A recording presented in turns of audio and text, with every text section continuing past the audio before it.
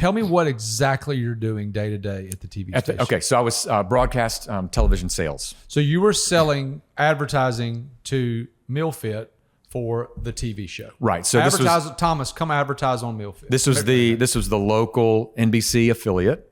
Okay. Actually, it was an owned and operated station back then. Okay. Owned by NBC television stations. And so yeah, I was selling to local businesses who were buying television advertising time.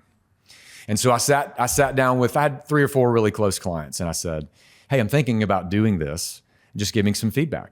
And somebody said, you're crazy. And another one said, that's great, but if you're asking for my business, I'm not going to give it to you. And I'm like, that's fine. Just kind of wanted to get some feedback. And I had one client who said, I think that's great. Do it. And call me when you've started. And you did it anyway. I think that was just enough for me.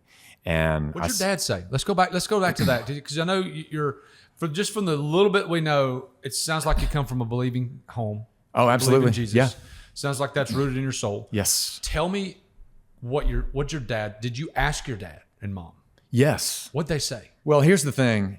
There's all these I made a bean counter joke earlier, but the great thing about my dad was that he, not only is he one of the brightest minds that I know, he is one of the most determined people I've ever met. And behind any successful professional services firm, there is an entrepreneurial mind. Sure. And so that is what he encouraged in me. Wow. And he said, hey, not only with that, but I'm gonna partner with you. Because you know what, at the time I didn't have 35K. I was gonna ask, where'd you get 35K at 26, 25, 26 and years old? he said, I will float that for you, and that'll just be a loan.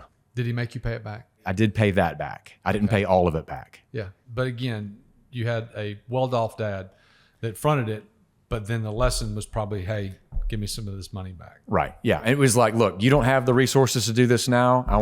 This is going to be my investment in you and your development and everything. And so, he was enthusiastically involved and said, yeah. And the other great thing about it too, is that he knew I was going to have some dark days and I was going to make a lot of mistakes and get my teeth kicked in a lot as a business owner.